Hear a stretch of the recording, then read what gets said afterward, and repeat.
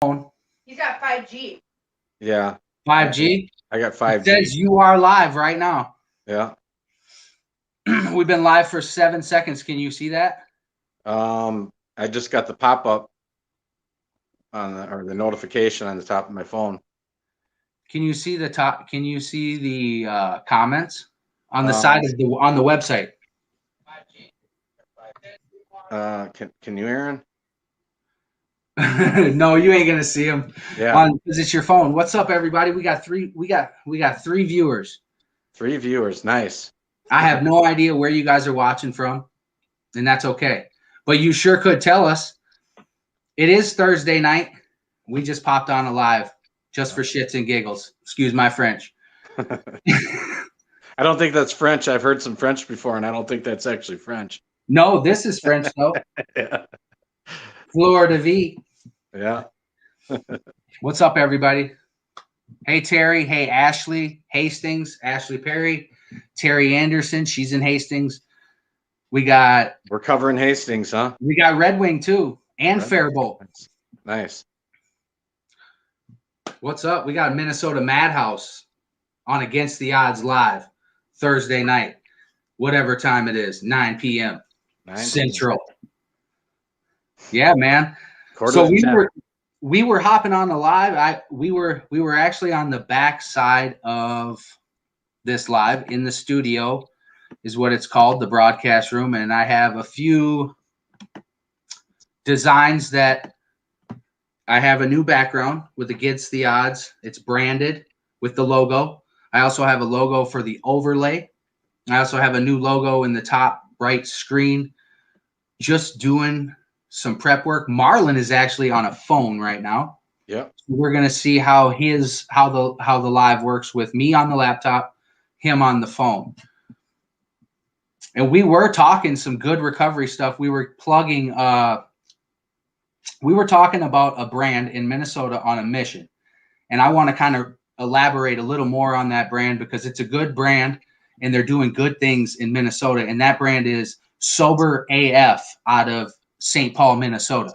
Yep. And we were talking about that, and Marlon knows Mark. And if you want to just kind of explain a little bit of their mission and what they're about and, kind of their plans. I know that they're doing a lot. They're doing an embroidery shop. They're making swag. They're doing a lot of stuff. But I know you know a little bit more. So let's give them a shout out. Yeah. So, Mark kind of gave me the rundown on it, and it's a good mission for people that are coming out of incarceration, especially that have talent, artistic talent and stuff. And so they want to give them a space to be able to continue to utilize that and to continue on with their passion.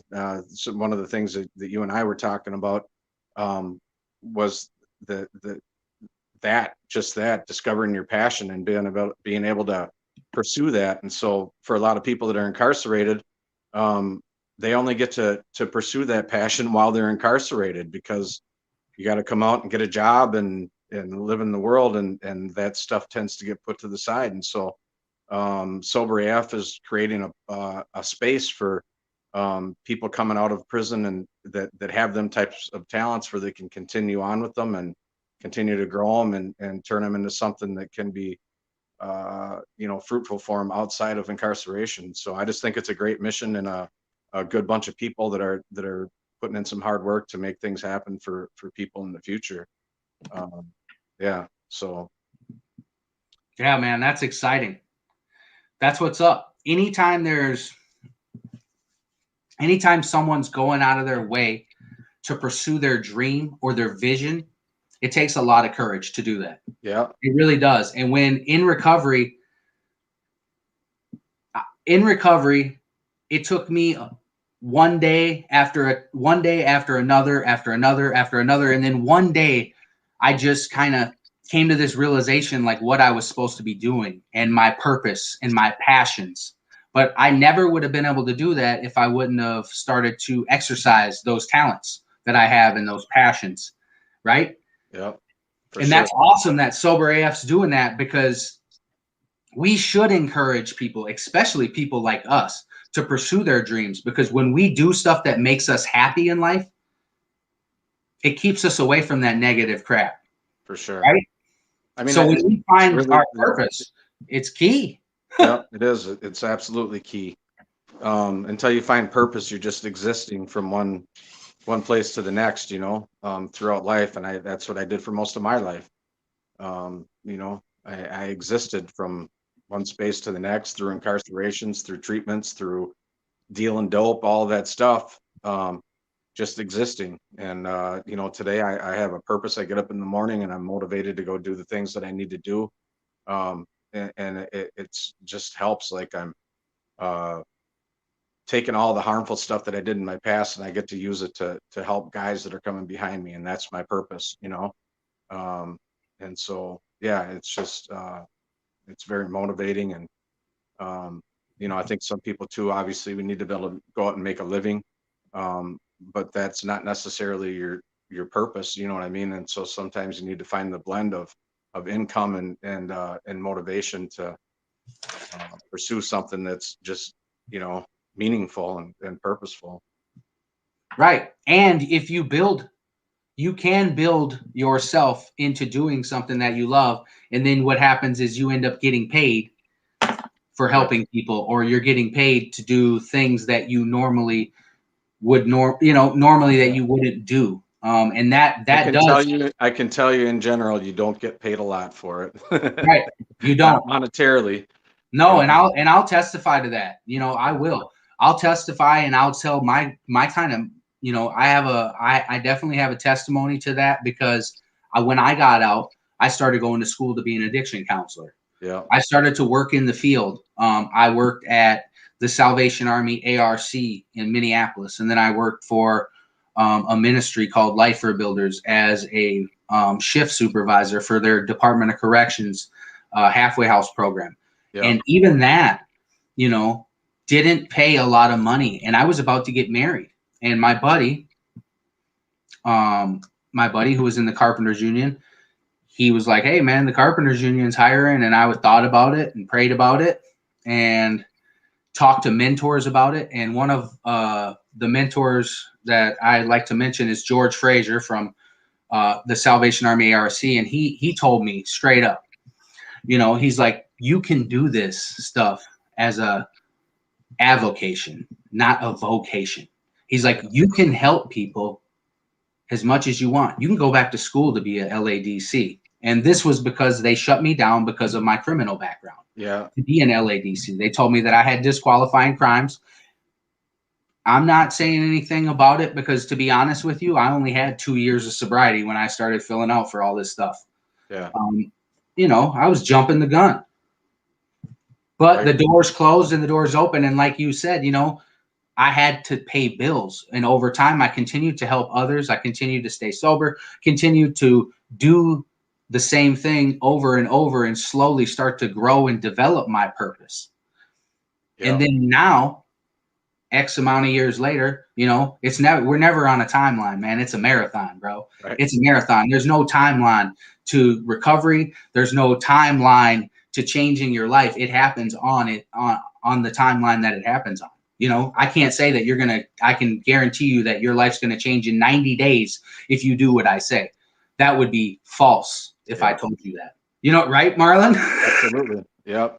You can, everybody learns and grows and transforms at different rates. And, you can go into a program and do the things that you need to do to get the tools that you need to be successful. But all the work continues to go on and on and on. Just from a human perspective, like we're constantly changing. We're never the same person we were the day before. From like a molecular level or whatever of cell reproduction and stuff, but our brains and everything else are much the same way too. Like we take in new information on a daily basis that makes us a different person from day to day as well.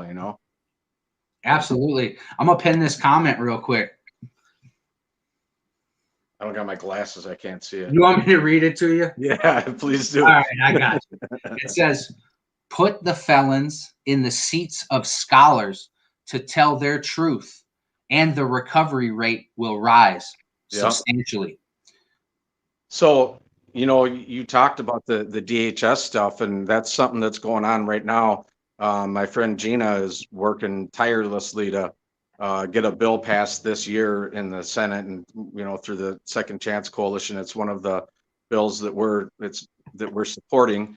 But to put together a commission to actually take that, I think it's 245C is the statute that limits so many people with backgrounds from doing the kind of work to serve the same people that we are, right? And so they're putting together, trying to get a bill passed to put together a commission to kind of take that bill apart and hopefully get rid of the stuff that doesn't make sense, and open that kind of work up to people with backgrounds, because we're the people that need to be doing it, right? I don't want to, I don't want to get, you know, directions from a blind person. You know what I mean? Like, I want to be able to, if I need directions somewhere, I want to hear it from somebody that's been there and can tell me what corners I need to turn at, and which things I need to look out for and all that.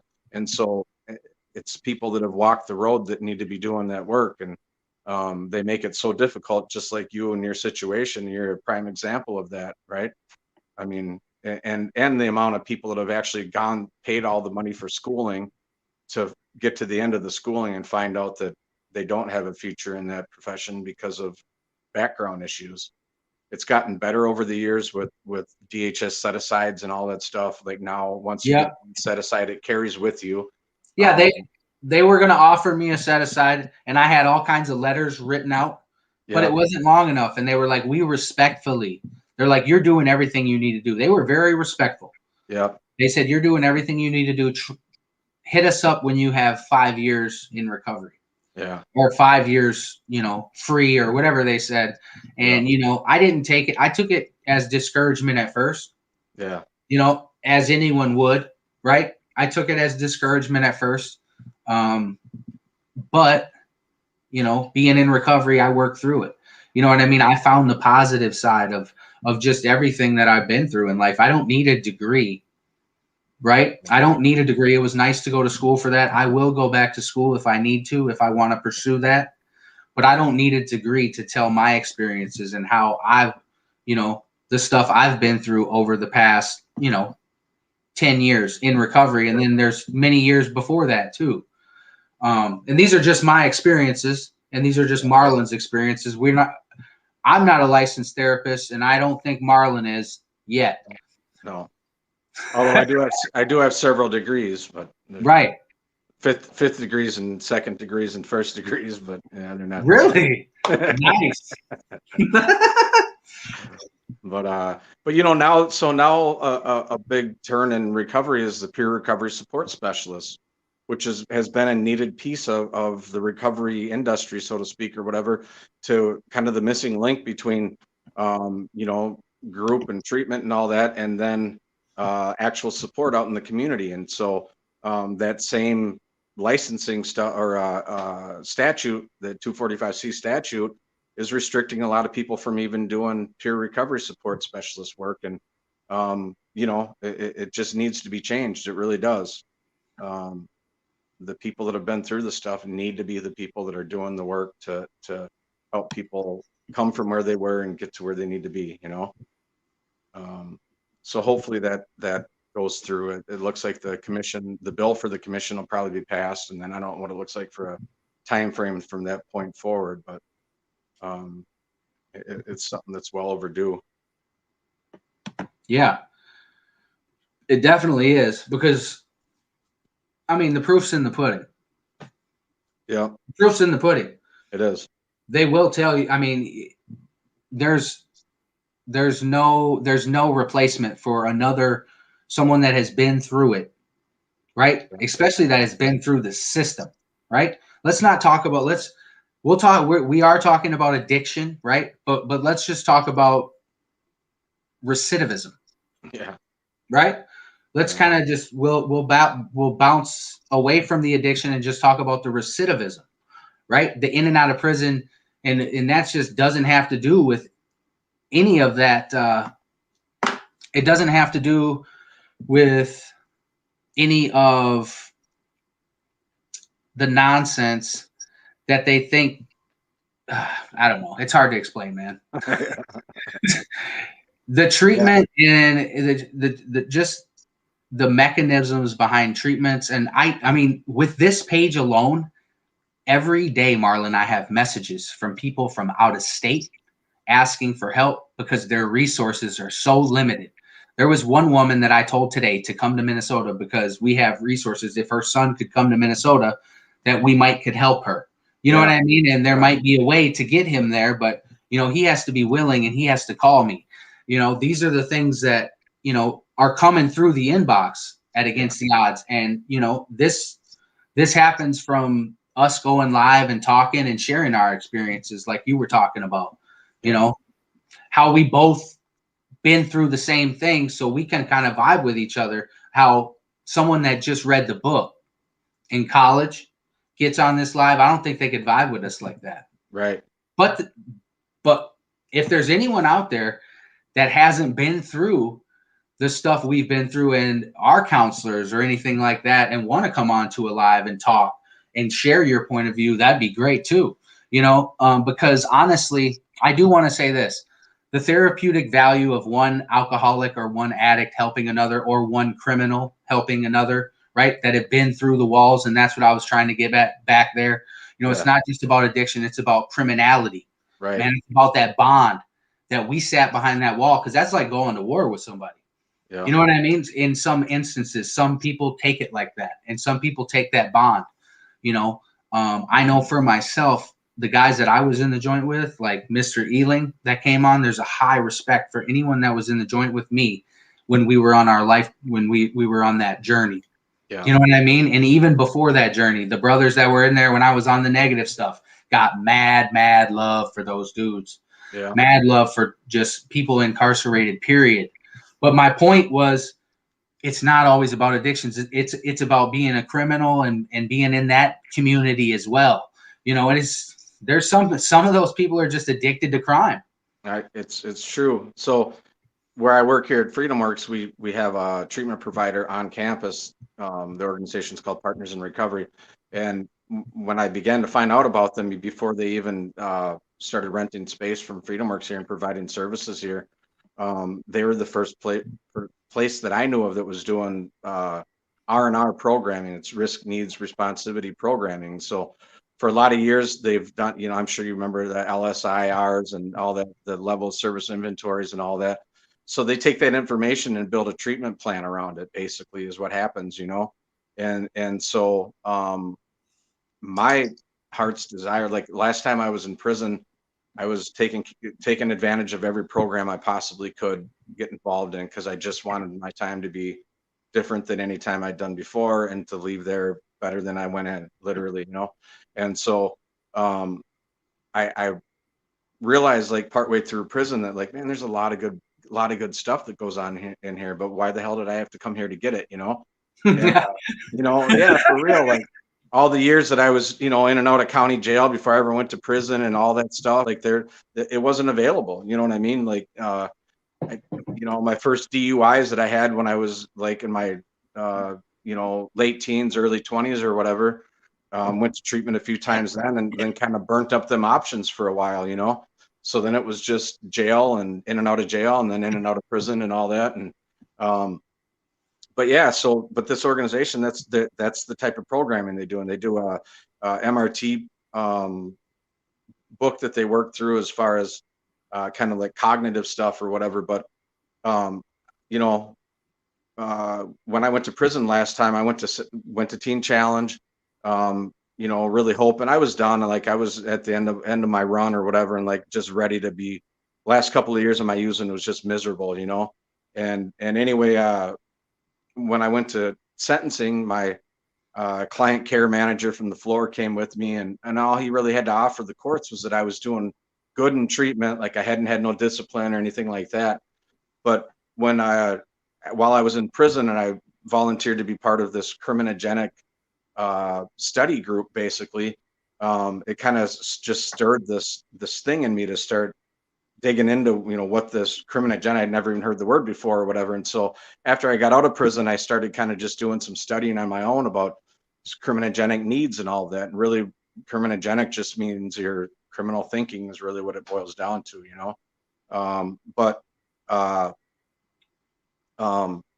then realizing that like there's a ways to specifically address that. So how much better would it have been if when I went to court, if my client care manager or a representative of whatever treatment place could go in and say, here's the risk needs assessment that we did on him. Here's the chemical assessment. Here's specifically the areas he's high in. Here's where he's low. And this is how we're addressing him. And this is how he's, you know, how he's doing as far as that process goes. Like how much more weight would that carry in a courtroom than just like a, you know, a letter from your family or you know, or somebody saying, yeah, he's following all the rules, but to specifically be able to go in and speak the language of the court and present a plan that's being played out, like that's a diversion program, I think, you know what I mean? That's truly the type of program that'll keep people out of incarceration and address what needs to be addressed to stop the cycle, you know? So absolutely. For me, it's exciting to kind of be on the front edge of this kind of work. You know, in general, like typically addiction drives crime, but it doesn't always, like you just said, you know.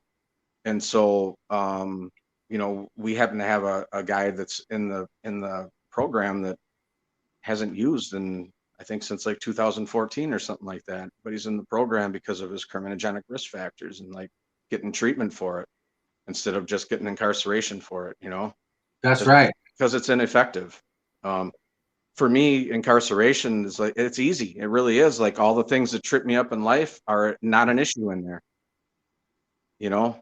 And it sucks to say that, but like, it really is easier. Like I realized when I was in this last time too, that like, and I said too, like, if I could get out like today, but I had to go back to the life that I was living, I would rather just stay in there, you know? And I meant it. It wasn't like bullshit.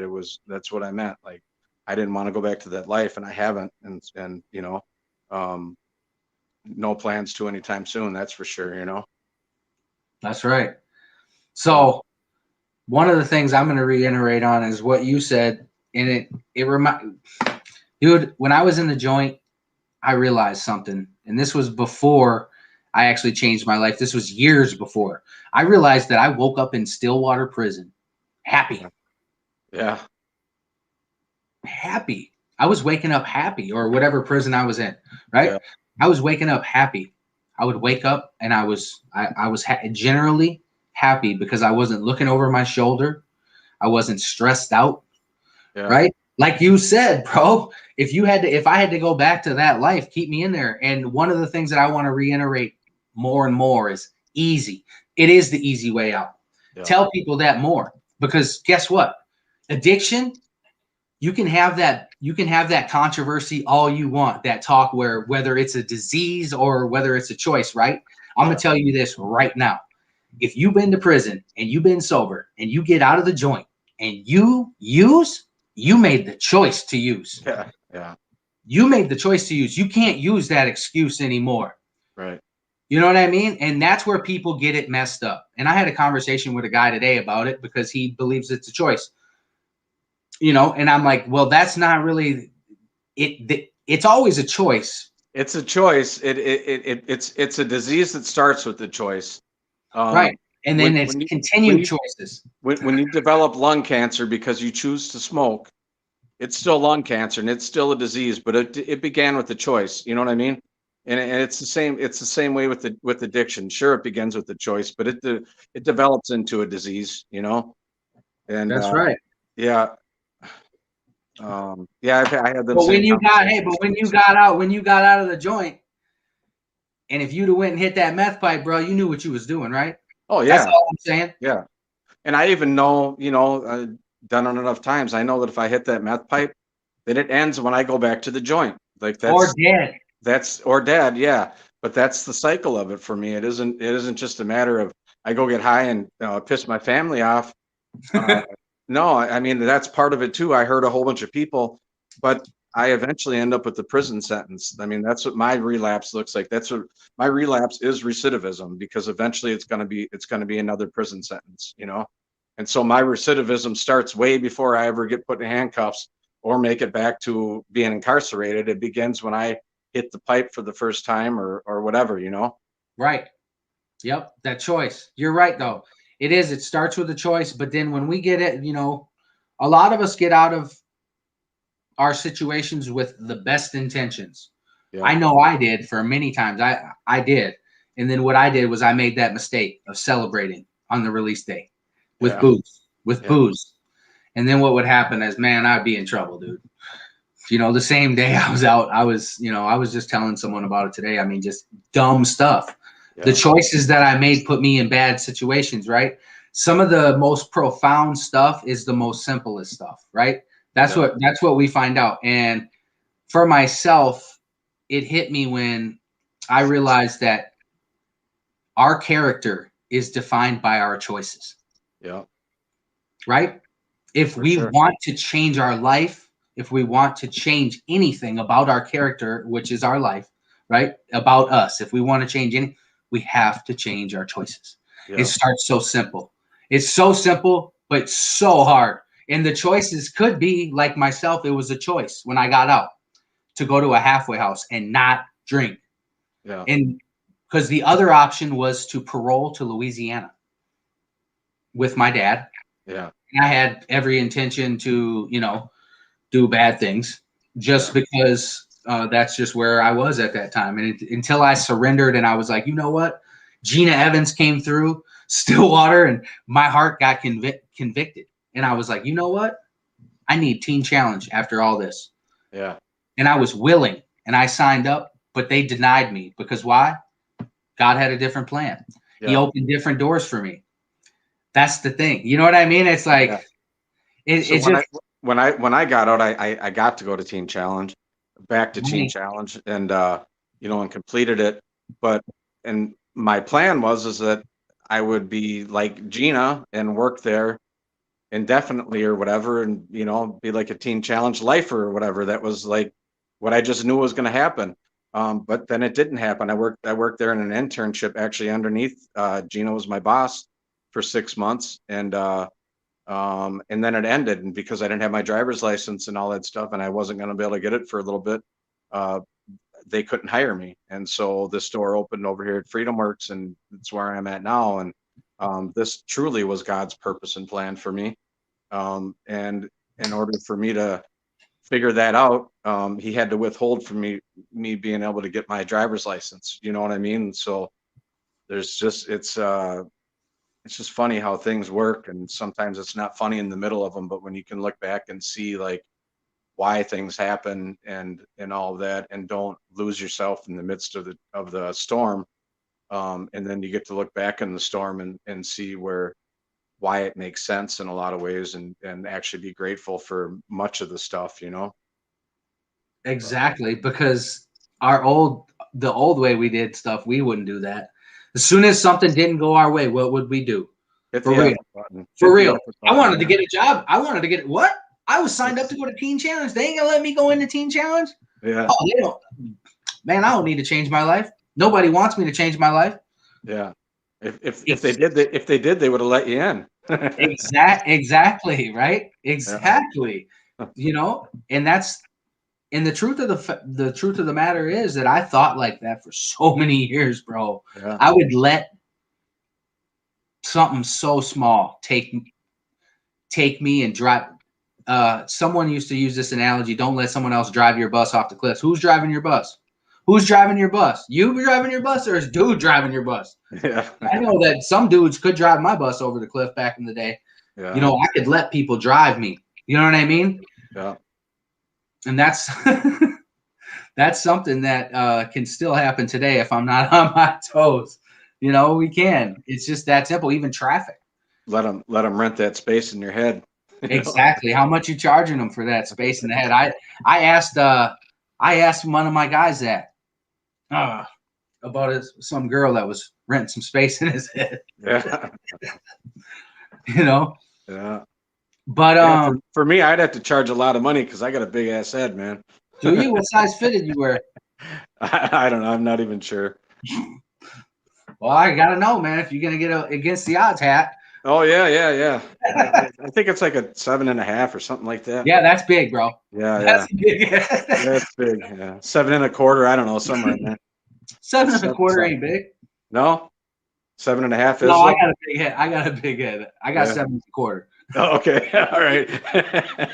Yeah, that's why I said that ain't a big head. Yeah, that's just average. Yep. Yeah. Yeah, that snapback will work. I'm gonna get snapbacks. We'll figure it out. All right. Yeah, man. I'm just we had a lot of good stuff, and I'm still gonna sit on here as long as people are still on. Because someone might need to hear this. Yeah. You know what I mean? We don't have all the answers. We don't. Yes. We don't have So all the answers. from this platform, do you have the ability to like add another person even like right Oh now? yeah, If have them somebody come else on. wanted to come on? Yep, I can. I can send an invite right now to a So messenger. would they be able to Come request right on anything? in. Can they request it or no? Yeah, they could request. They'll come in the bottom when I send this to them. They'll come in on the bottom.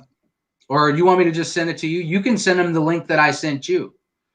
Well, then I would have to like close my screen down and stuff, Okay, let me. and almost inevitably I would screw something up in that process. Who you want me to invite? I can't even see who's on or anything. I can't see none of that from my screen. Yeah, well, let's just tell them like this. Yo, there's 16 of you out there.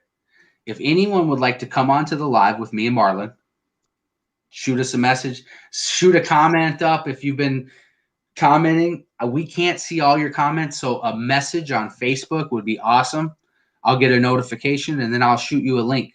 Then you can hop on the live with us and Help us perfect the platform here. right. We want to see what it looks like when multiple people come on. We would like to create larger meetings. Okay, we got somebody. All right. I'm just going to put your comment on there and I'm going to try to send you the link.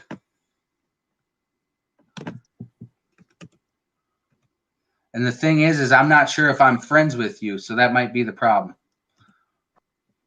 But I can send it to an email. Can you hear me, Marlon? Yep, I can. Yeah, I can send it to an email.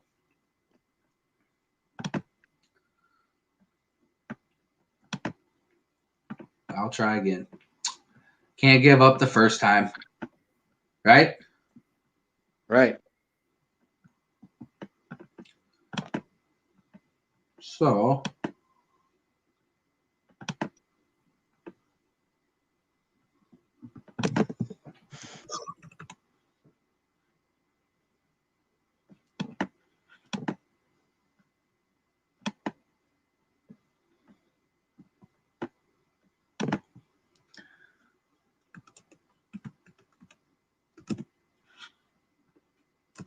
yeah, it won't let me send it.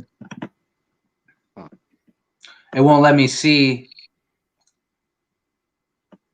who it is. Or it won't let me, it just doesn't pop her up when I type in her name. Yeah. Huh. So living and learning, right? Yeah. An email's universal. So that link you send out, is it just like a Zoom link or something, or what? How is Yeah, it? it's just like the link I sent you. Yeah, it's Okay. like a Zoom link. They just click it. They got to be, there's a few instructions, but it's Yeah. pretty simple.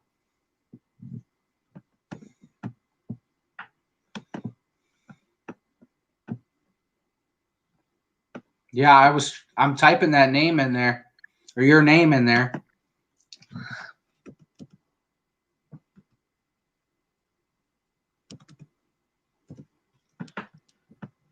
So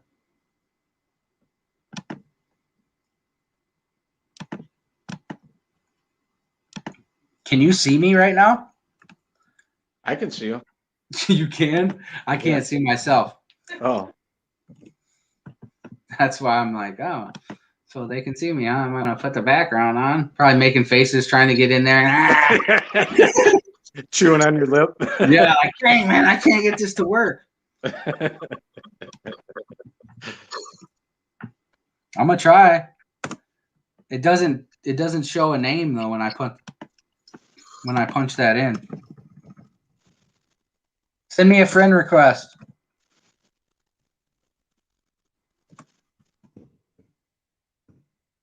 Yeah, it won't let me. I might have one.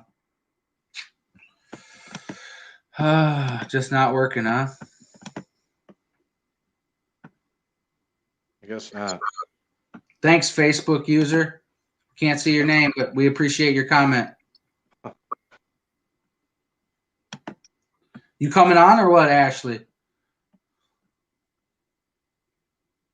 Shoot me that email right on a comment.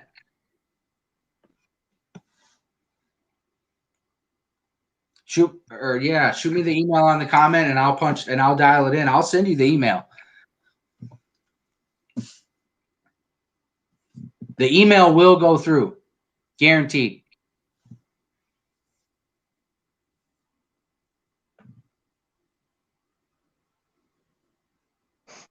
Name. So your name. Okay, I'm getting you. We can do whatever. Ashley, send it. We can load up 10 people on here. I'll load it up.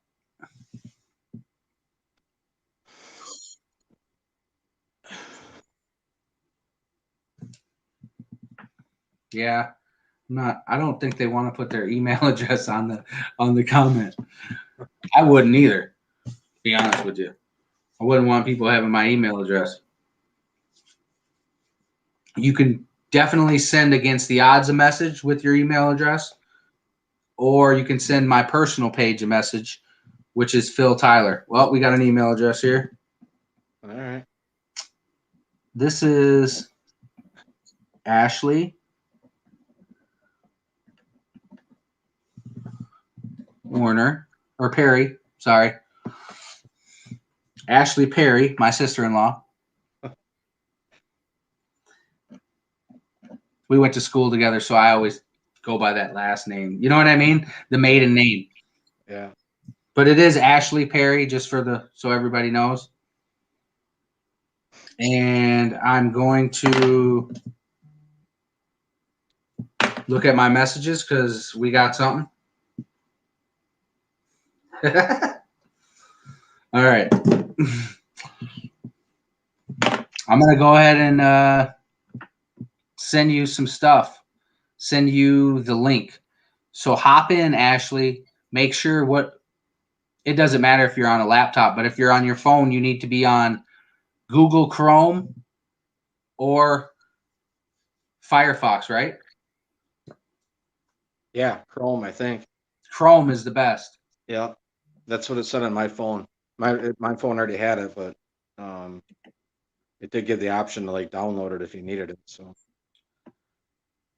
It did? yeah. Yeah, that's sweet.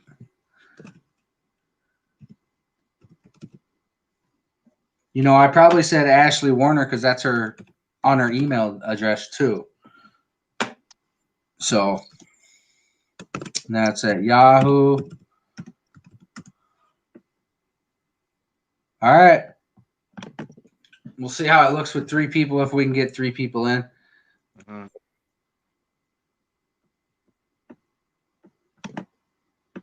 We'll see her pop up at the bottom.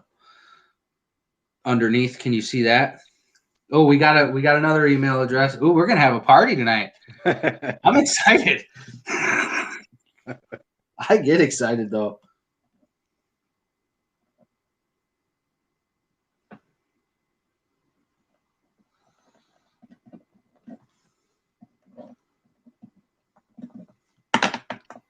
All right, I'm gonna try that now.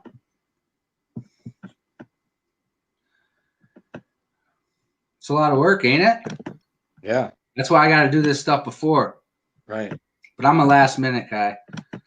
Right, Marlon? Yep.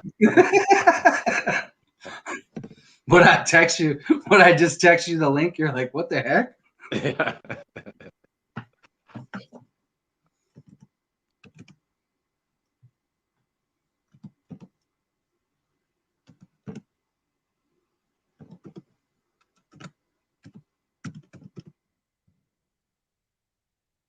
Oh, If I look crazy right now, it's because I'm responding to a we message. got Ashley on. You see her on the bottom? Um. You can't? Well, you're about to. Hold on. Okay. Bam. Can you guys see me? Yeah. Oh, it's so exciting. Hi. How's it going? Good. We're just we're shacked up in this hotel because our furnace went out. Oh, really? Yeah. Bummer. It's warming up though. No, Wait. it's so nice here. It's so comfortable. Is the hotel nicer than home? Yeah, it's so comfortable. Well, that ain't such a bad deal then. No, you can sleep really good here. Yeah. As long as the pipes aren't at home freezing and stuff. Oh, they already froze. They froze twice this week. Oh. I fixed that problem. Don't worry. I got someone else that wants me to send them a link. Guys, you guys go ahead. What I'll do is this. I will go like this. Ooh, look at that. Nice. And then what I'll do is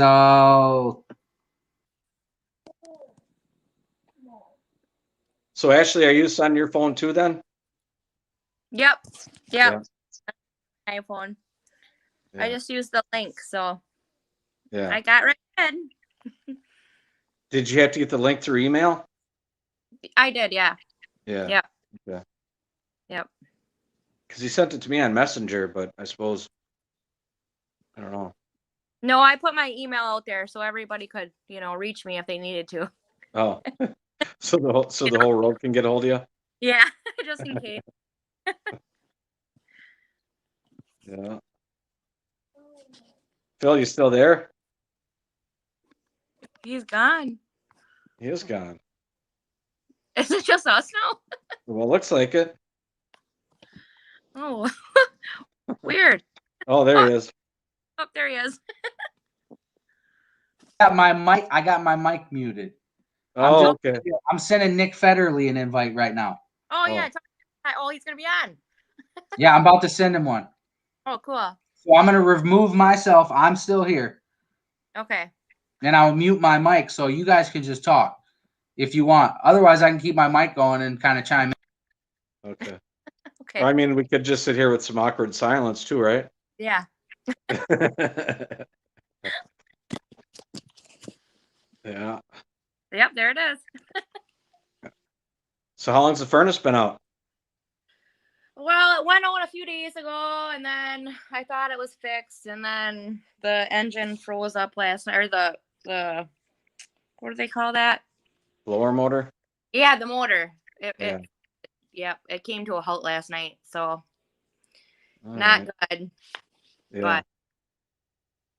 But you you get know. to stay in a hotel now. Yeah, I like it. I could probably live here. Yeah. It's pretty nice. I spent enough years living out of hotels. Oh They're yeah. fun now for short periods, but Well, I was just thinking about that earlier when I was like in the shower. I was like, yeah, I remember I used to get so sick of staying in hotels, but this is kind of nice. yeah. Yeah, Yeah. pretty relaxing. Most of my time was in shady hotels, so Oh yeah, motels. yeah. What's going on, Nick? Hey, What Nick, up? what's How going you on? doing? Ash? What's going on? Just walked in the door from hockey practice. Oh, cool. Nice. Oh, look at we're all Yeah. here. Yep, we're gonna have someone that we don't know coming on. Her Oh. name's Wednesday. She friend requested me, so I'm pretty sure she's gonna get a message from me with a thing. So just so you guys know. I think Nick knows her. Does he? No? Maybe. I don't know her. I don't think I know her. I think Her name's Wednesday? Yep. You know her, Marlon, right? Huh? You know her, don't you, Marlon? Yeah. Yep. Yeah. Cool. What's been up, Ash? Nothing. How you been? I'm doing really well. Thank you. How are you? Oh, busy, busy, busy. Yeah, you always are. I know you are. What do you do? Are you selling houses or something, Nick? Selling houses, doing roofing, head coaching hockey. It's fun. Nice. Staying busy though. Yeah, Yep, that's the key. that is the key. There we Idle go. When you time get- is the devil's playground, I think they say. when you get bored, that's when you get in trouble. Yeah. How's it going? Hey, how's it going? You made it. You made it. Took a Oh, minute. what the hell? Ah! Hi. Wednesday? Yeah. Why is that your name now? Hi, everybody. This is wonderful that you did this. I have to tell you that this will make the most impactful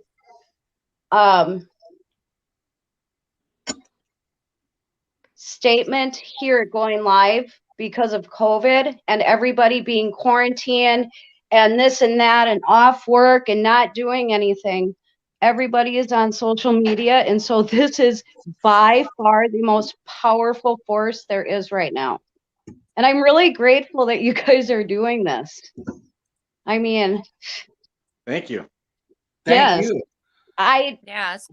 I mean, when I saw that you went on live and then when I popped on there and you said, we're just here just because, this is exactly what needs to take place. Exactly what needs to take place right now. It is imperative. So I am very grateful for you guys doing this. You know, We appreciate your support. I do. I don't know you. It seems like a couple people here do. Yeah, I years, don't, and that's years. perfectly we fine. go way back. Yeah. And that's Yeah. perfectly fine if I don't know you, because I honestly feel that there's a bond, right? With against odds, and with this page, with people that are overcoming things, people that are lonely right now, like you said, the pandemic. We do want to be available. We do want to be available for people, because when I go live, man, I just do it on instinct and inspiration. Like me and Marlon were messing around on the backside. I had a hunch I wanted to go live. And I knew if I got Marlon on the backside, we might go live. And that's what we did. It wasn't planned. This was unscripted, unedited. And that's how stuff really happens. And that's how power really moves. And that's how God works. It's awesome. Well, you know what's happening online as well? People are going online to look for meetings that are actually open. It's stating that the meeting is actually taking place. They're getting a ride there. They're walking there. They're riding a damn bike there in the cold to get to a meeting, only to find that the doors are locked and there's absolutely no meeting. And so that needs to change too online. People who are in charge of the meetings and the online stuff need to get on their sites right now and update the information of whether or not they're actually in that place, because it's happening a lot. So that's really important too. Absolutely. And that's why we're available, because we're going to offer solutions to people. We always want to offer a solution to someone instead of a problem. That's why instead of me, being more, I'm more on the positive side of things. Like, hey, those meetings are shut down. They are. It sucks. It really does. That's why we're live. That's why we're here. People are uncomfortable with live too, honestly. People are uncomfortable with it because a lot of people haven't done it before. And so to get it out there, how to do it in the first place, and maybe kind of like break the uncomfortable type thing. So they'll actually do it, because it's kind of weird seeing yourself like this. It's different. Exactly. From a guy that has spoken at large congregation churches, large 12-step meetings, and just spoke. I was speaking to treatment centers, prisons. I've done that, right? But being live is more comfortable for me. Like walking in and speaking in front of a bunch of people. So I would want to be a pioneer to influence more people to go live and to inspire people with their stories or video content, whatever they do. Just share your story and share your experience, because someone out there needs to hear it. And it doesn't always have to be a story coming from addiction.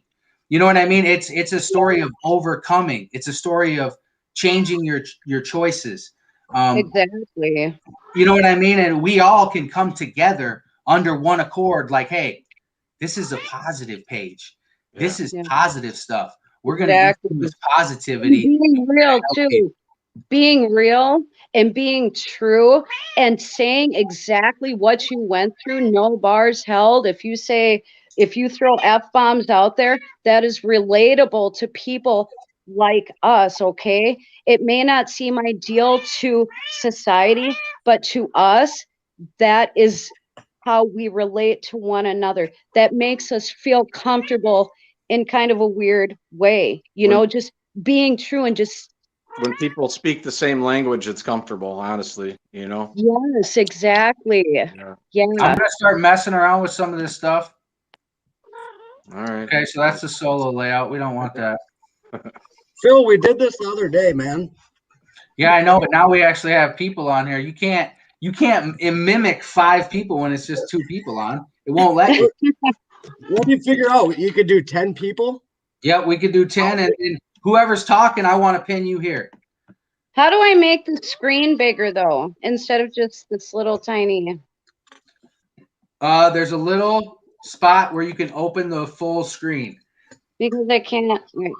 It's in the bottom right-hand corner. There's like 4 little things. I don't know. It looks like a box. Oh, that's Marlon, I got the logo on. Yeah, I'll get it off. that's all right. I'll figure it out. Nick, do you still get your podcast going and stuff?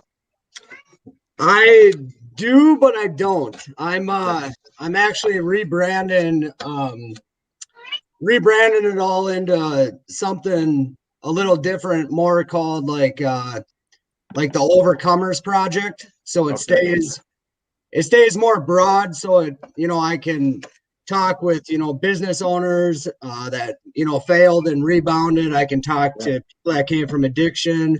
I can pretty much any walk of life, you know what I mean? Right. So I'm kind of rebranding it all, structuring it, and then working on getting it onto Apple iTunes and stuff like that. But cool. I got 2 published books though too. So yeah, that's what you're saying when you were messaging me a while back, Yep. or whatever. Yeah. So you got a little studio set up there too, huh? With the decent mic and all that stuff. yeah. Yeah. Where do you think I got my mic link from? Yeah. Where do you think I got my mic link from? Oh, Featherly was like, bro, you need a mic. He's like, here's the link. I was like, bet. Dude, they're cheap too. Yeah. Yeah, they ain't that expensive. It's like $60. You can't Really? go wrong. Wow. So now, Nick, here, I'm going to get on here and I'm going to say something. But Nick, definitely tell us about your book, because me and you were going to collaborate. We're going to do it, but we'll just give a little sneak peek of what's to come. We're going to be giving away some of Nick's books that has, and I'll let Nick tell you, but there's stories in the book of inspiration and hope. It is a motivational book. It is about life change. It is about positivity. Otherwise, Against the Odds wouldn't be giving them away. Right.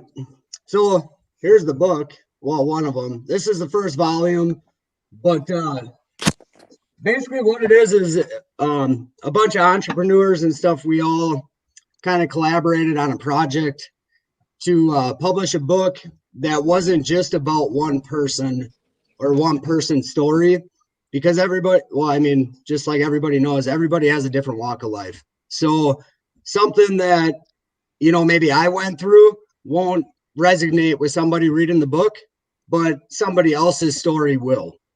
So we can collaborate it. And there's stories in there from sexual abuse to, just abuse in general as a child growing up, business failures. There's stories from drug addiction to running multi-million-dollar businesses.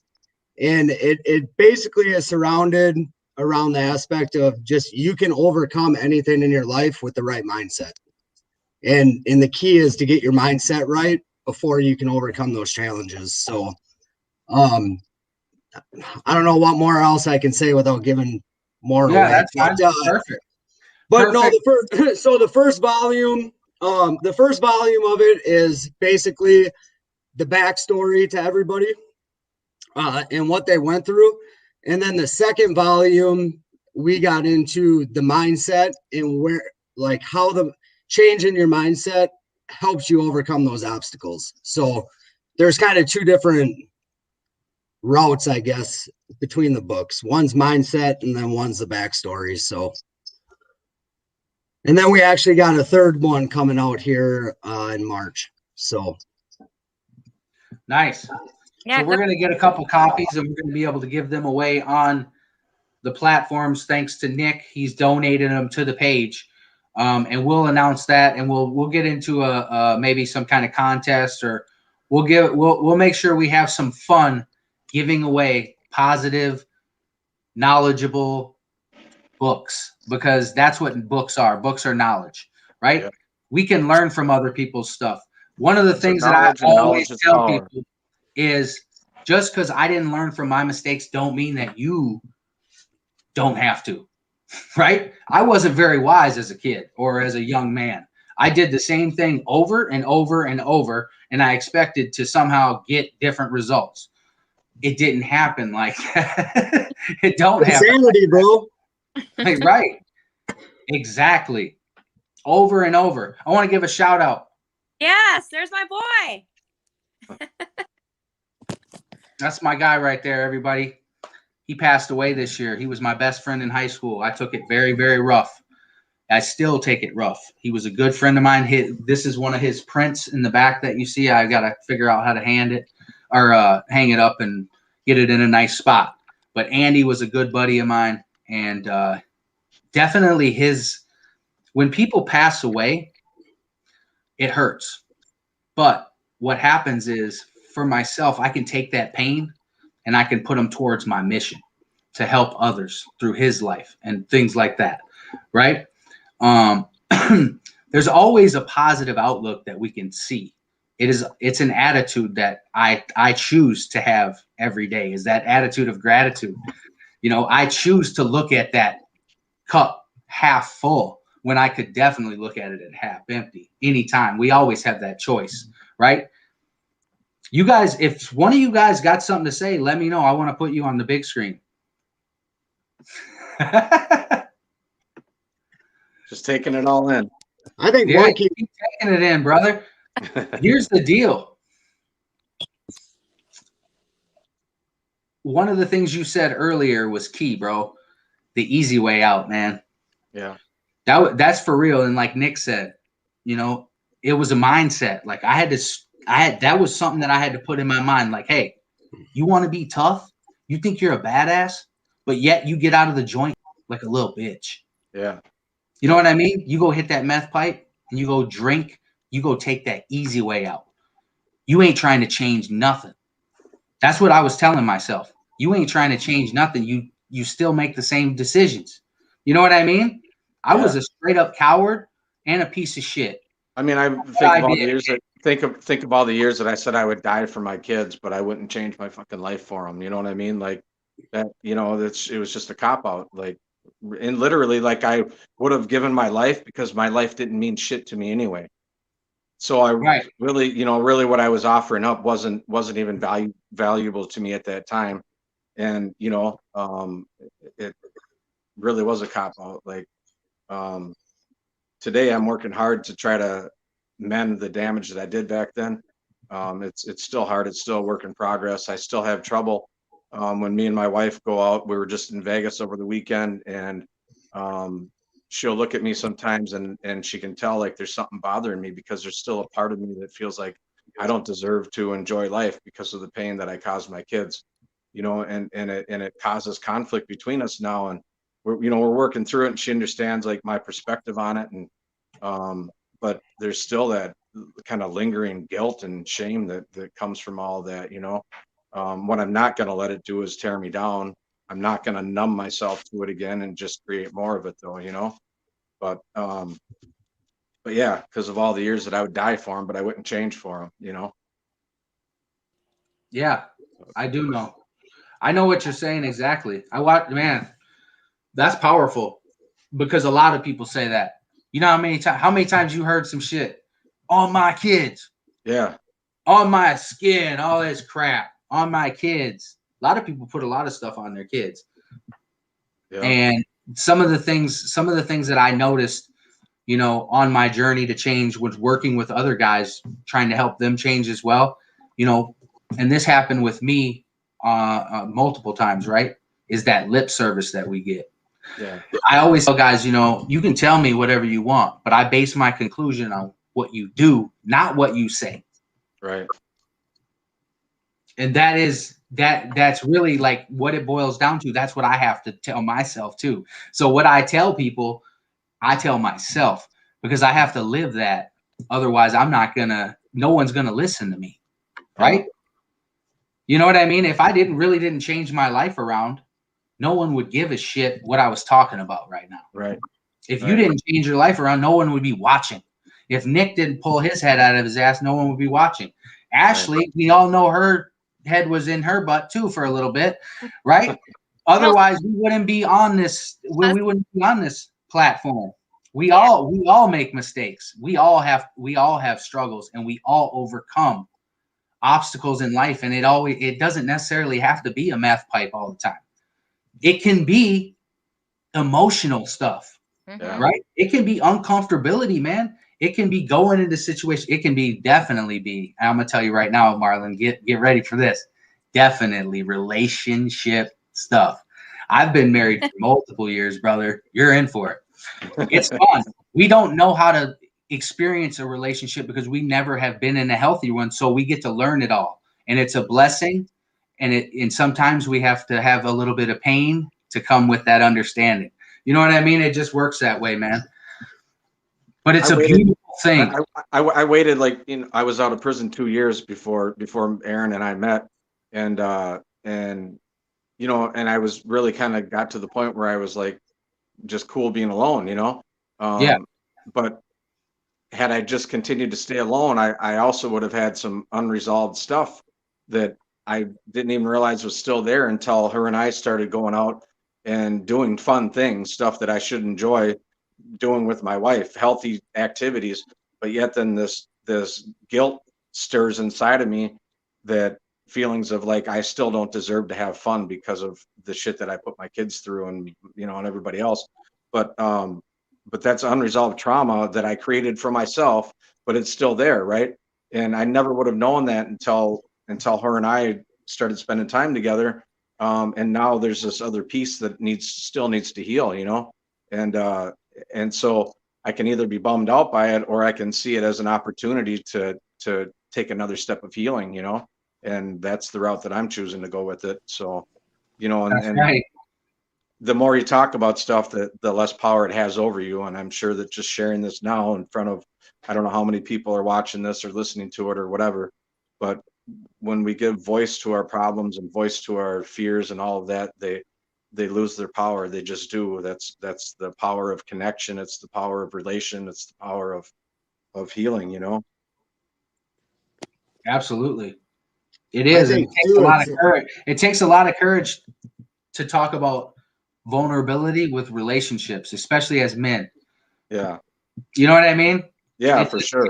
it is. It's not comfortable, especially for guys like us that never have been committed in our lives. You know what I mean? I know for myself, you know, I was horrible before I met my wife. You know what I mean? Thank God my wife's never seen me drink or do drugs. Otherwise, we wouldn't be together. We Yeah. all know that. Anybody that knows me Yeah. knows that for sure. But it's, you know, it's a blessing, brother. It's all stuff that the enemy's trying to get in your head and Yeah. tell you that you don't deserve that, Marlon. You I do deserve know, you know, that. and so my boss, the program director, we do a weekly meeting or whatever, and it's just more like work related or whatever. But I shared that with them that, you know, over the weekend, like all of a sudden we're in the middle of Las Vegas Strip, right? Should just be having a blast. And I'm just kind of got this bummed out, gloomy kind of feeling. And it was that shit bubbling up in me. And he said, you know, anytime you have any kind of a voice that comes at you that's accusing you, it's from the accuser. It's not from God. You know what I mean? And it just made so much sense that that's truly what it is. It's the accuser. It's the enemy of me, and you know, saying you don't deserve this. You know, you don't deserve to be happy, and you know, and so it's a matter of. But I hadn't even thought about it like that until he mentioned it, and you know. I like to call that the force of average. Yeah. Every day, the force of average attacks us, man. Every day. And say more about that. It's just that mindset. You know what I mean? It's so like something I always tell myself is without the struggle, like success has no meaning, right? Yeah. And that's something I constantly got to remind myself about, and that's why I now own all my shit. Like I won't sugarcoat it. Like I got it in a book. I'll say it on here. You know what I mean? Yeah. I own it because now I've overcome it. And then like something huge I heard with what you were saying is it's, you know, you don't believe like you deserve this or whatever. I like to think of that as the force of average coming at you. And it's like a hypothetical thing, right? There's not really a force out there, but every day we got something that's trying to bring us down in our life. And just overcoming that and remembering you do deserve it. Like the shit you went through, you deserve to be where you're at right now. Yeah. And you can't let people or things, you know, drag you down. It's tough. I get it. It's super tough. Every day I got to challenge myself every single day too, but it's just remember you do deserve it. Yeah. I mean, I try to remind myself of that, and Aaron certainly does too, you know. Right.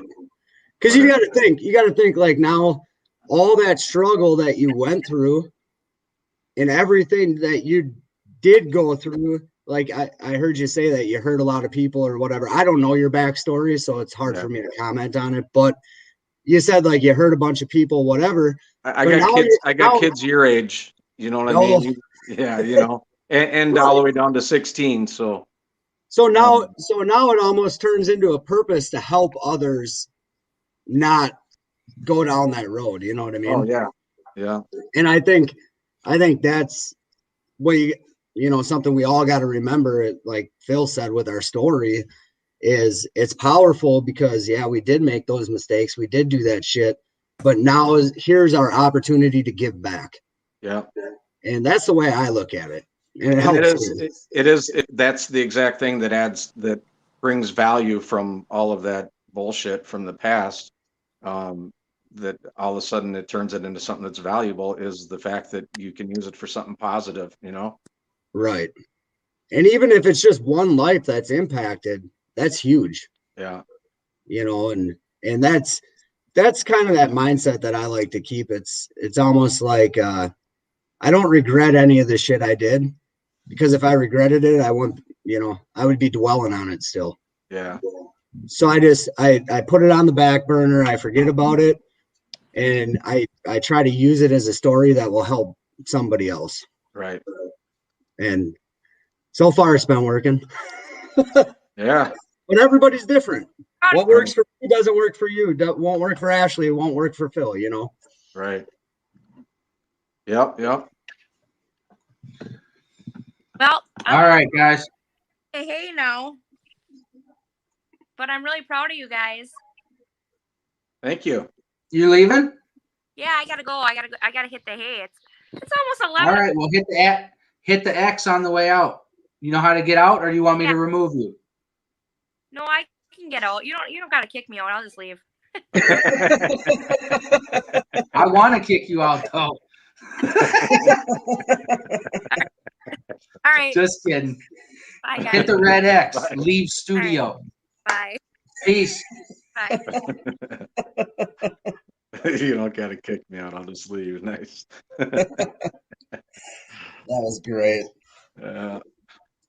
Phil, it's past your bedtime too. It is, man. I'm about to go to bed, bro. You were up late last night too. Huh? Was it last night that we were texting or shooting messages at like midnight? Maybe I might have woke up. I wake up in the middle. So sometimes I go to bed super early and I wake up at like 3. Then I can't get to bed. Then I'm on my messenger looking through Facebook and responding and engaging and seeing messages. Some people even dude, I'm gonna keep it real. 3 in the morning, I ended up selling a couple bottles of CBD at 3 in the morning. Someone messaged me about CBD. I woke up and I was looking through my stuff and I seen a message about my CBD. So I replied, and next thing you know, at 6 in the morning, I was shipping out CBD to someone in Hastings. So you know, Hey. it's like you got to respond. Sales don't go to sleep, man. Nope, they sure don't. That's one thing that Bison told me. Always answer your phone. Yep. Always answer your phone. Yeah. That's like people will ask me, they'll be like, well, when do you usually work? Always. 24/7. Yeah. Right. As soon as the phone rings, I'm working. Right. Or a text or looking through stuff and all that stuff. And around the StreamYard. Dude, one of the things that I didn't do was I didn't plug who we got coming on to our live on Saturday. So I'll have to do that tomorrow by myself. But I do want to plug that definitely tomorrow. So we go live with one other person. I go live with one other person. If you guys don't know, we do lives every Saturday at 8 p.m.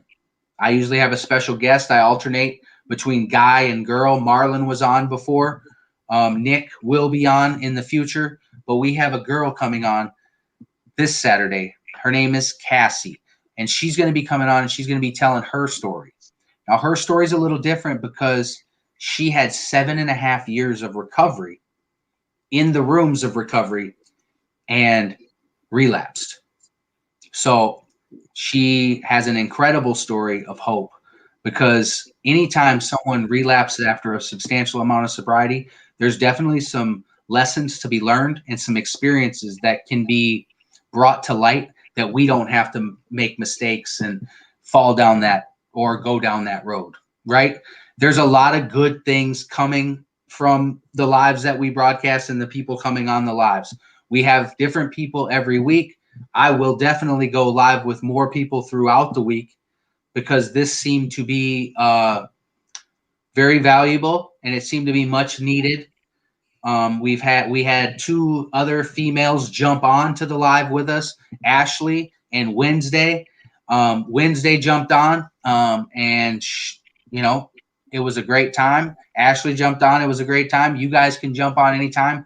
You guys can always just send me a message and I'll send you a link. We'll figure out how to get you on to get your story out, because I believe, and I know that, the guys that are with me they fall in line with what I kind of believe on the page. And when I say we, that's what I refer to, is kind of the community that we are, the recovery community, and how we believe in sharing hope to the hopeless and broadcasting and recovering out loud so people out there don't have to die in silence. There's people out there tonight sitting in their room depressed. There's people out there that are lost, man. I know plenty of people out there that are lost, but there's people out there that are lost that are actually looking for help that can't find it. And that's sad. That is really sad. And I know, Marlon, you're on the front lines every day, brother. You know what I mean? You're on the front lines every day. And we couldn't be more grateful for guys like you helping out guys like me, our latter years, right? Getting out of the joint, making change, because we do have to change our mindset. And for some guys, they need a safe environment to do that. I needed a safe environment to change my mindset and to let other people start to influence my life. One of the things they say about treatment and recovery is they want to brainwash you. Well, I know my brain definitely needed a washing. Yeah, for dirty sure. as hell. I think right now is more important than ever too, for it with the pandemic, things like that. I mean, suicides are up like crazy. I'm sure Marlon can attest. I mean, drug addiction, relapse, all that stuff's skyrocketed. Yeah. And like what I see and I don't work in like a recovery setting, but I do network a lot with outside people, and a lot of people are just scared to ask for help. Honestly, they they don't want to ask for help, but they'll be more than happy to jump on a live like this and listen for an hour or 2 hours, and then go try to do something and implement that. Yeah. But That's they how don't. I feel too. Or here's something that might plant a seed. You know what I mean? You just Right. Yep. never know. So one of my things is I always bring it back to that courage. Machismo, baby. Tough guy. Tough guy, machismo, Billy Bad Butt, you whatever you want to say, right? When it comes down to it, it's the easy way out. It really is. For myself, I took the easy way out for a long time. But as far as, being the tough guy and being the guy with that has to protect that image, like, the tough guy image, the tattoos, the badass, right? We need courage to change. We do. Yeah. You think you're tough? Well, go change your life once. I'll show you how tough you ain't. Right? Go love someone. I just had a conversation with one of my guys. You know him. I'm not going to say his name, but from the east side and involved in all that bullshit over there, and for a lot of years and all that stuff. And he was in housing over here, and he's like, bro, what am I going to be without all of that? And it was a real question, like it was a real fear. And I said, well, you'd finally be yourself. You know what I mean? You'd finally know who you really are, because all this smoke screen shit ain't really who you are. But it was, he isn't somebody that anybody was ever purposed to be. There's plenty of hymns out there. You know what I'm saying? Oh yeah. But that was never the plan or the purpose, and but it's a huge fear. It's a real fear. I remember thinking that myself, like the first time I ever thought about actually doing something different. I think it was the first time I was in prison.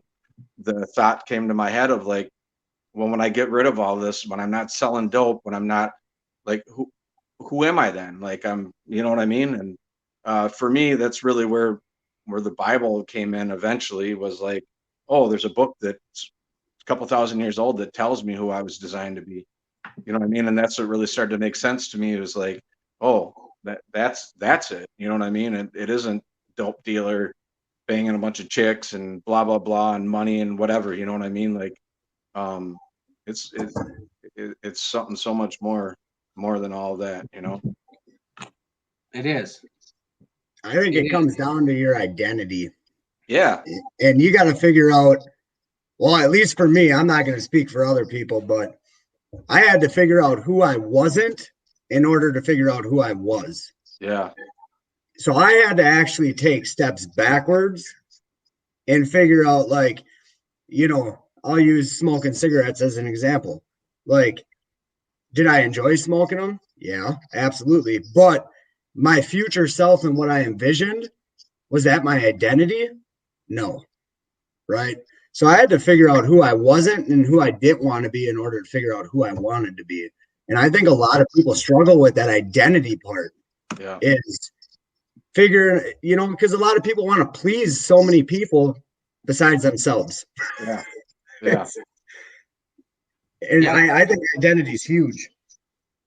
Yeah. And it really is. And that even when I was selling dope, it really had more to do with pleasing people, like, that fed me, you know what I mean? Because like the last couple of years I was selling dope, like I'd show up at someone's house and probably be 2 or 3 days late getting there in the first place, you know what I mean? And I'm sure I was every kind of asshole in the world. And then I walked through the door with the sack of dope and they treat me like a king, And I would say to people, like, you should hate me. Like, the house is in foreclosure, the wife's gone, the dog already ran off, and the kids don't talk to him no more. But yet you're treating me like I'm a king, and all of that stuff that's happened is because of this shit that I'm bringing to you, so you can throw it in your pipe or throw it in a rig and stick it in your arm and escape all this. But like, you know what I mean? Like, that's the reality of it. You should hate me, but you treat me like I'm a king. I hated me. You know what I mean? Like, But yeah, it really is about identity, and you know, when you start to be fed from these false identities, and they feel like they're really something, man, it's a hard thing to break away from. But you know, it's completely necessary. You know. Well, yeah, it requires a lot of self reflection and owning the shit you did. Brutal honesty, painful Yep. honesty. You know what I mean? And you know, for me, like a lot of people, they can kind of romance the past and think about the good times and all that. For me, my oldest daughter was born when I was 16 years old. So I can always think past of whatever I'd look back and think, oh yeah, that was fun. Cause I've always had kids at home that just wanted their fucking dad there with them, you know? And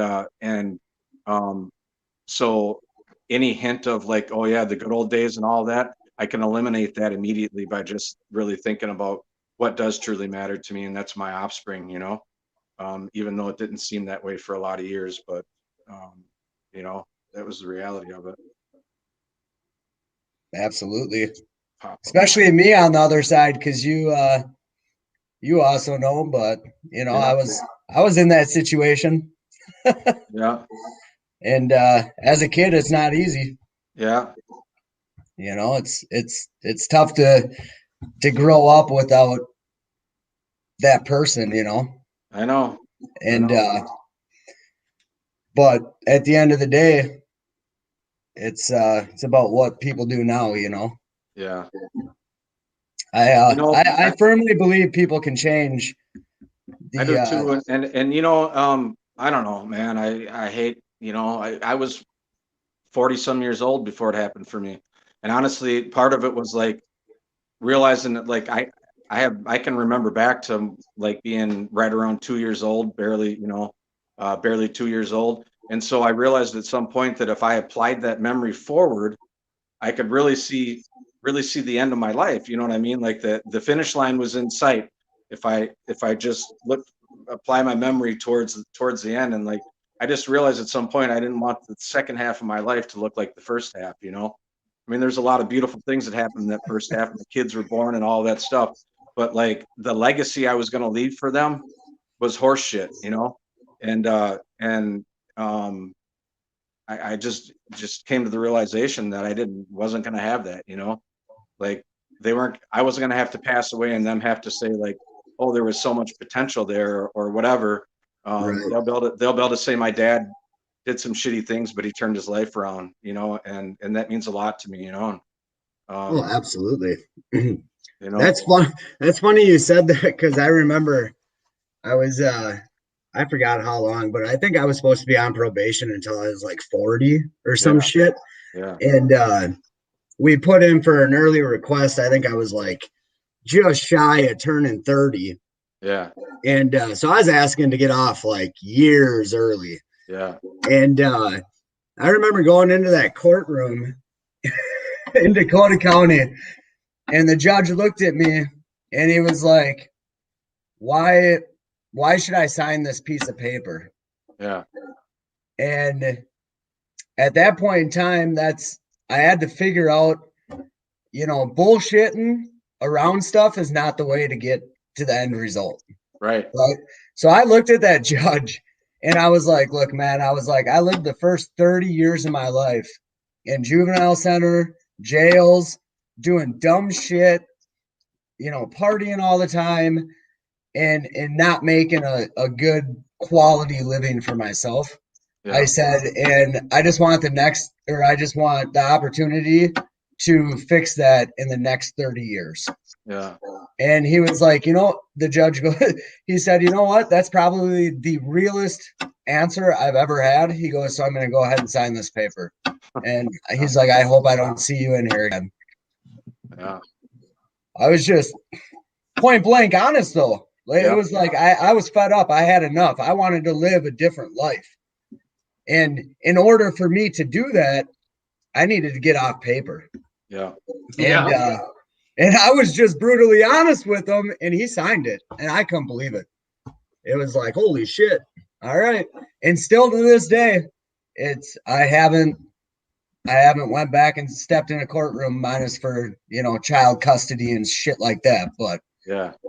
it's a good feeling to be on the other side, Yeah. to say the least. I mean, like today, I can text message the commissioner of corrections. Like, I don't know, you know what I mean? Like, a friend of mine that's like, he's still in prison, a lifer. I got to be an advocate at his review hearing. Like, who would have ever fucking thought that that would happen for me? You know what I mean? Like, and it's not like a bragging thing or whatever, but for me, sometimes sitting at tables or in rooms, not so much now with COVID, but Zoom meetings or whatever with people and I'm like, what the hell am I doing here? But I'm here, you know what I mean? And so I'm going to try to be as effective as I possibly can be because I am here, you know? That's right. And you deserve it. See, and if it wasn't for all that damn struggle you had that you went through, you probably wouldn't be there. I wouldn't be. I'd just be some average schmo somewhere doing, I don't know what, but. Right. That's what I mean. I think everything happens for a reason to get you to your purpose. Yeah. I really do. That's awesome. But well, hey, listen, guys, I'm an old man and I need to get to bed. So me too. All right, fellas. It was good talking to you. All right, guys. Good night, Marlon. All right. Later, Marlon. Yep. Bye. You going to bed on me too now, Phil? Yeah, I'm going to bed shortly, but we can, I'm tired, bro. No, I am too, man. I had a long day. And I know. I didn't get off the ice till 10 o'clock, so I'm still kind of fueled up off that. But I bet we head into tournament play tomorrow, so had to get the boys a nice workout tonight. Tournament? Where are you going? Well, we're just going over to Hudson, but Hudson, nice. Yeah, we brought hardware home from 2 tournaments, so if we can do it again, it'll be 3 out of 3 this year. So that's not bad. That's good, especially in the season we've had. All this COVID crap. Oh yeah. Did you ever hear back from Joey yet, or what he say? No, he ain't called me back yet. He called me back next week. He was in the studio today or something. Gotcha. I'm excited. I'm not gonna say nothing on there, but I'm excited. Yeah. Yeah, it's cool. It'll be cool. It'll be fun. Man, this was a good live. Definitely out of nowhere. Dude, I think those are some of the best ones, though. Yeah, they are. They're always good. That's why that's why I'm a firm believer. Like having this setup here allows me to, when I get inspired and I'm home, to just go live, and bring people on and do. Sometimes maybe we might not have a lot of viewers, but sometimes we might, and sometimes we might only have one viewer, and that one viewer is the one. Well, you got to think that we want. The videos stay on the platform too, so people can always go back and rewatch them. So that's one way to look at it too. You know what I mean? Even if you don't have a ton of viewers, some people go back and scroll and continue to watch videos. Yeah, they do. And that's the thing. It's like, I don't care. I mean, it's okay. Like, I want someone, like you said, man, you got to have that spark. It takes courage, right? People need to know that it's okay to take that leap, because it takes courage. Yeah. People are scared. Even the most toughest dudes in the world, they're scared to change their life. I thought I was just Billy Badass. I was scared to change, man. I was scared to do the right thing because I didn't know what it was like. Well, I think a lot of it, bro, is everybody's so ingrained in living within a comfort zone these days that it's honestly, that is the hardest thing to do, is to get out of your comfort zone, but the biggest rewards come out of that. Absolutely. But the challenge is getting those people, or people in general, to leave that comfort zone because they're comfortable. and it's everything in life, from business, family, addiction. Doesn't matter what it is, but you got to get out of that comfort zone or you'll never grow. Yeah, I know. That's for It's- sure. I tell guys when I go speak at treatments and talk to guys in the recovery setting, I always say, man, if you're comfortable, you ain't doing what you need to do. If Yep. you're comfortable, you ain't doing what you need to do. Because if you're sitting in treatment and you're comfortable, or jail and you're comfortable, there's a problem. Yep. Marlon even talked about it earlier. He was like, man, it was easy, right? That's the problem. That's Right. the problem. Yeah, it's easy. It Yep. is easy. You have someone else take care of you. As soon as you can't pay a bill, as soon as you can't do something, you just go off the deep end, and then guess what? The state will take care of you. You know what I mean? Or you won't make it. You won't even make it to the state. That's the sad thing about addiction, is Right. it's not guaranteed. Like another relapse is definitely could be in the books, but another recovery to get out of it and make it out of it alive, that's not always there. You know what I mean? Some people don't make it out of this.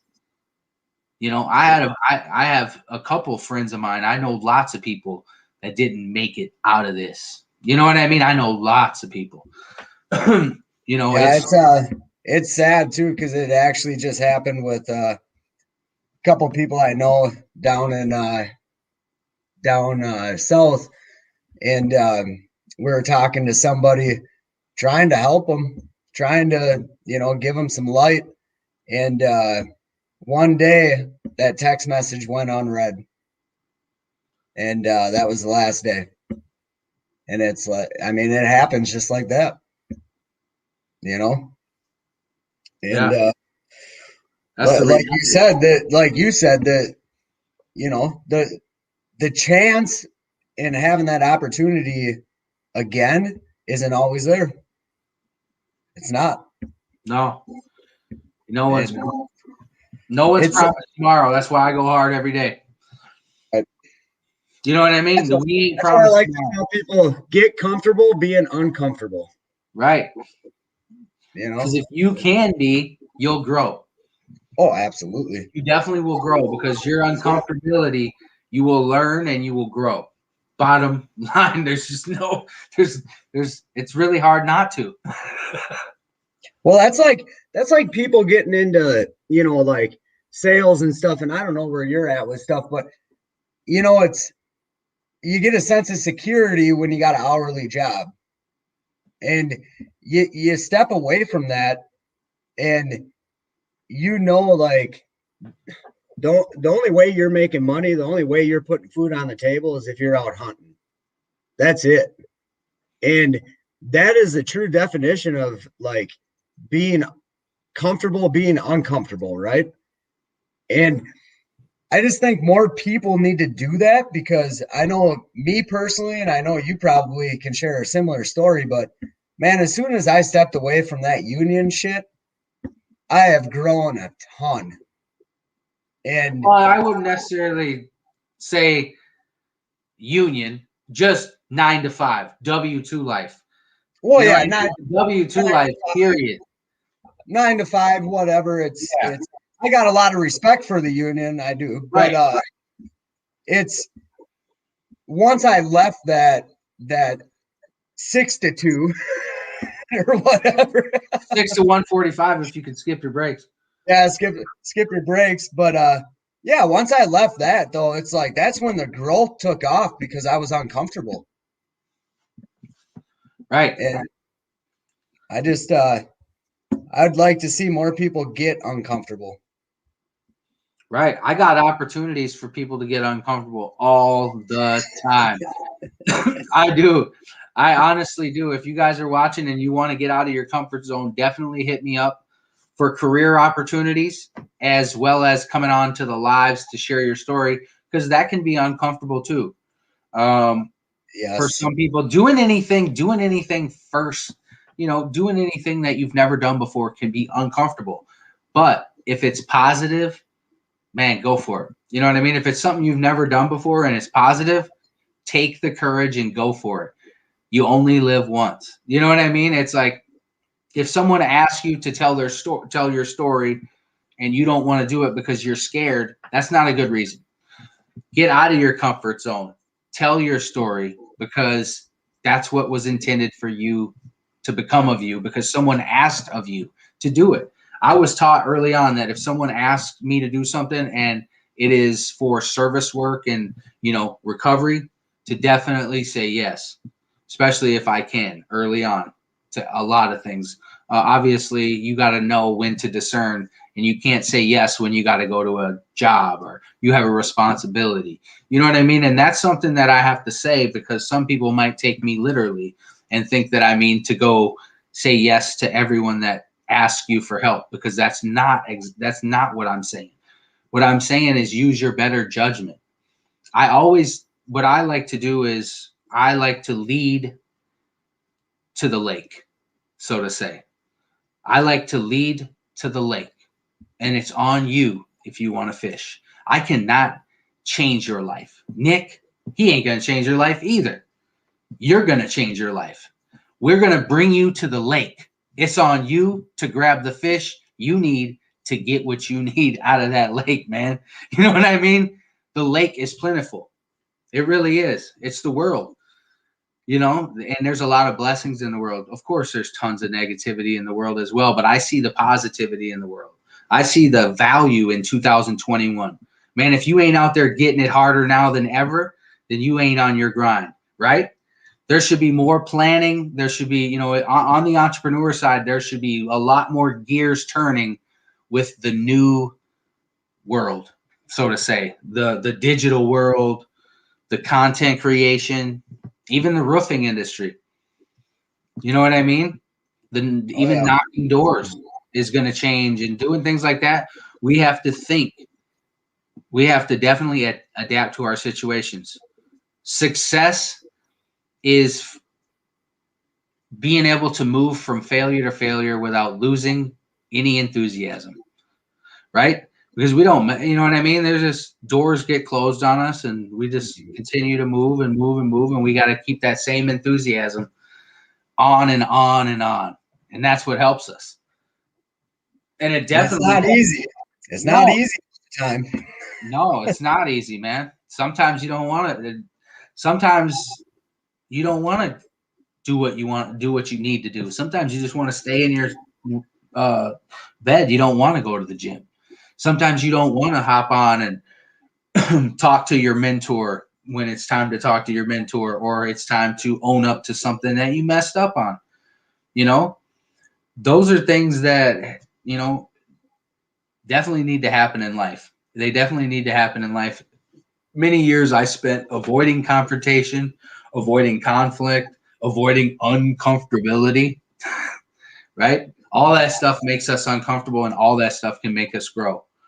I'm a huge believer, like, yo, if you're changing and you're in your comfort, if you're comfortable, you ain't changing nothing. You know what I mean? If you're just chilling and, you're in a comfortable spot, and I've seen it, being in multiple different treatments and being in the addiction counseling,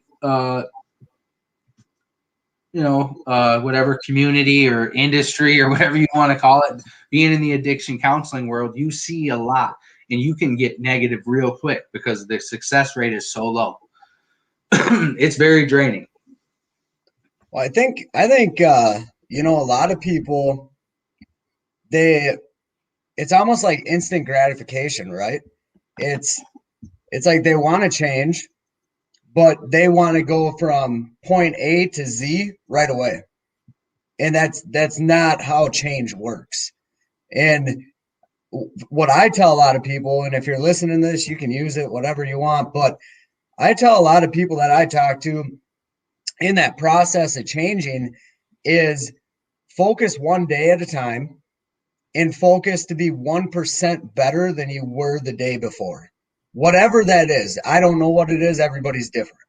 But whatever that change is, try to be 1% better the next day. And over the course of a year, that's 365% better than you were at the start of the year.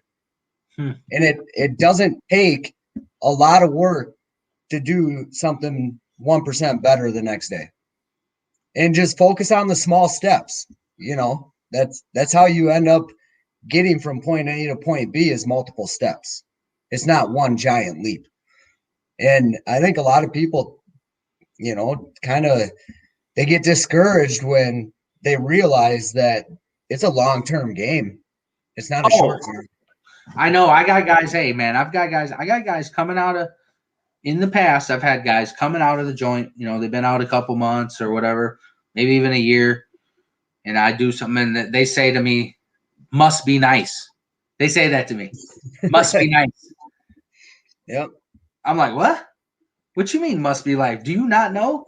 In 2011, I walked out of that joint, the same one you did in 2000. You know what I mean? Whenever you did, I didn't have a motherfucking thing. I didn't have anything. I didn't have clothes. I didn't have credit. I didn't have a phone. I couldn't even put a phone bill in my name. I had to pay back a girl because I screwed her pet credit up. You know what I mean? Yep. I didn't have nothing. And it's like, no, it wasn't nice, bro. I worked for this shit. You know what I mean? I put in the time. And at the time, it was like 7-8 years I'd been out. You know what I mean? And it's like, I put in the time, bro, one day at a time. Like you said, small baby steps, especially for guys like me getting out of the joint. I'd look at people like me, right? Like I am today, or let's say I would look at you like you are, and I would get out and I'd be like, man, I want to be, why can't I have a nice truck like that? And why can't I have my own townhome? And, that kind of stuff was something that I changed my mindset right away when I got out. I realized in my mindset was set like this when I got out, Nick. I realized that I had been in society's sanitation for 3 years. I'm way down here at this point. Not as far as self-esteem and self-worth. You know what I mean? I just know my role, man. This is just keeping it real. I got out. I was here. The rest of society's here. It took me time to get up here. I didn't just jump up here. And I still ain't up there with the rest of society, in my opinion, because I have more work to do because of all the lives I've helped pollute over the years back in the day. Just for me alone to recover isn't enough. For me, I want to broadcast and I want to promote positivity and influence people and leaders to emerge and to start to do their own motivational stuff to help people, because it's really a good thing, and leaders always inspire other leaders. You know what I mean? It's the truth. Well, and go ahead. We can definitely inspire each other. You know what I mean? And that's what it's all about. It's like I get on these lives and I do this stuff, and I do it because I want to do it, but I want to do it so other people come on, like you came on tonight, and other people pop up on lives and start to, or create content that's inspirational, or someone goes out and invests some time in their story and they go get a digital and they make a story, or they type up a nice blog of their story and they launch a Facebook page of their story and their motivation and their life change and their experiences, and it's positive. You know what I mean? More people should be doing this stuff that have passions. They need to get out of their comfort zones. They need to start the business.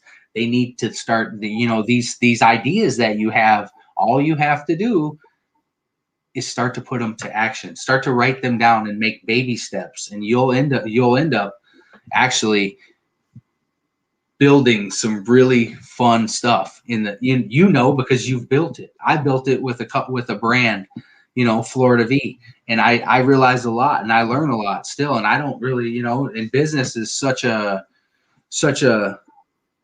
there's so much learning to do. You know what I mean? It's a daily thing. It's just like recovery. It's just like anything. It's a learning experience. We all have an at bat, and it's on us how long we stay at bat. You know what I mean? We're all up to bat.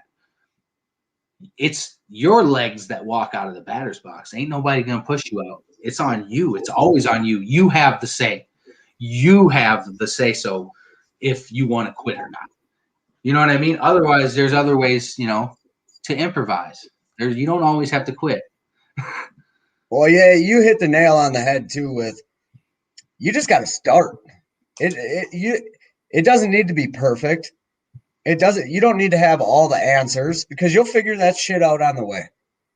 The biggest trick is to just start.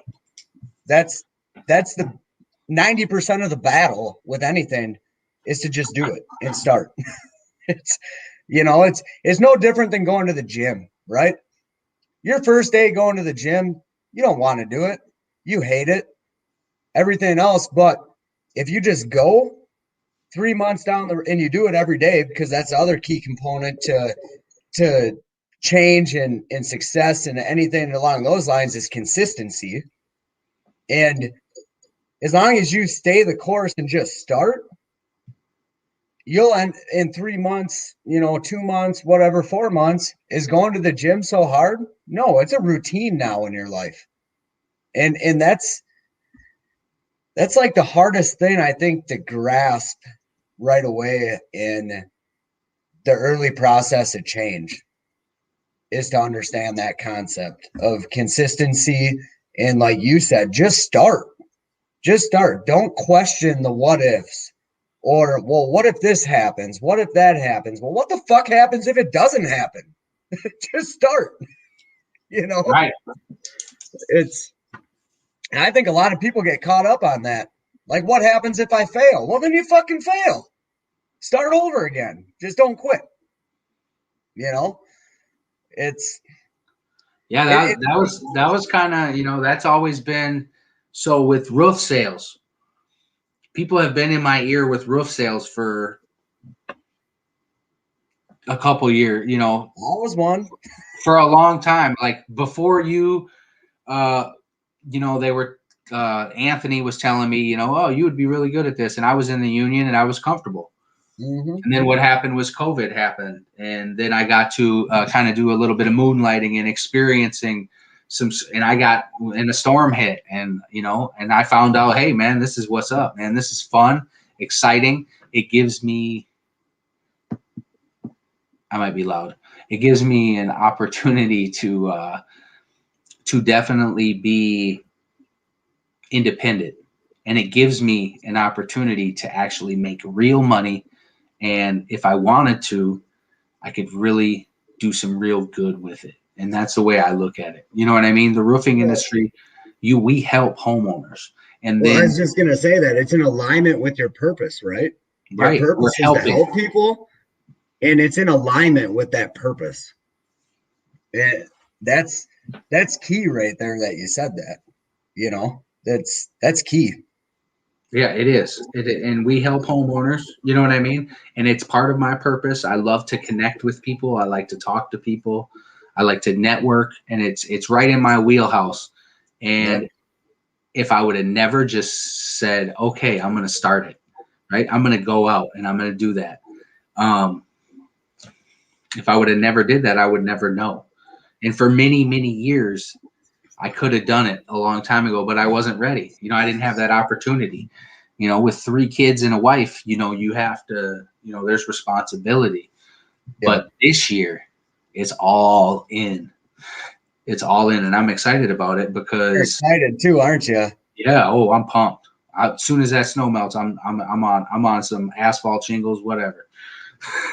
Yeah, I already got inspections lined up. I'm just waiting for the day we don't have snow. There you go. And it's go time. It's weird to say it, but it's like, I'm really looking forward to those 14, 15-hour days. I'm really looking forward to it because it's it's tough during the winter time. It pays off. It does. You put the grind in, it'll pay off. I know it did for me. I sprained my ankle 2 weeks into the season and still, because I worked so hard when I was rolling out there, I had a bunch of stuff keep coming to me because of the grind I put in, the consistency. It eventually starts to come back and people start to realize, hey, he's selling. Hey, he does that. Hey, he does that. Hey, she does that. Don't limit this to males only. There's females that kill this game and they do. Oh God, dude, I know females that kill dudes in this game. Absolutely. Why wouldn't they? It's like all day long. Right. Yeah, like you said though, why wouldn't they? Exactly. So I'm gonna end this live. So I'm gonna go upstairs because I think I might have woke someone up because I heard something loud. So Yeah, it's 11:30. yeah, it's late and I'm loud. I'm a loud talker, so I don't want to. Oh yeah, I just don't want to I wake. just jumped on the bullshit anyways, so Right, we're good, man. We're just gonna. I think we had a good night. You know, me and Marlon jumped on, and then we had a bunch of people. We got almost a 2-hour live going on. We still have 3 people watching right now. I have no idea who they are, where they're from, but thank you. Thank you guys for hanging out with us and being troopers and staying up late while we shoot the crap, so to say. And we're just available, we're just available letting people know that, hey, there's hope out there for people. Not everybody knows that, man. Not everybody feels that there's hope out there for them. And it's important for us or myself to broadcast that hope as much as possible because of our situation and what we got going on in the world with the negativity drowning social media. I know people that have left platforms from the negativity. So I like to put out all positivity because I'm not going to let the negativity stop me from helping someone else because I see the value in social media, Facebook platform, YouTube platform, Instagram platform, any platform. There is so much value in it, especially if you're in recovery, because the reach is unlimited, limitless, and the sky is the limit, people. The sky is the limit. Straight up. There's a whole world out there that we don't even know. There's people out there that have watched content and videos that we produce that I have no idea who they are. There's people that like this page and are in this group that I have no idea who they are. It's because they feel the movement that's coming about them, about the positivity and sharing hope to the hopeless, because it's a need in society. Otherwise, we wouldn't be growing as fast as we are. Bottom line. Hey, do you got a quick question for you? Do you got iPhone? Yeah, I got that. Are you on Clubhouse yet? Oh, You can stream this too, right to Clubhouse. I'm gonna teach you how to do this shit, bro. From this website? I don't know. I know that you can stream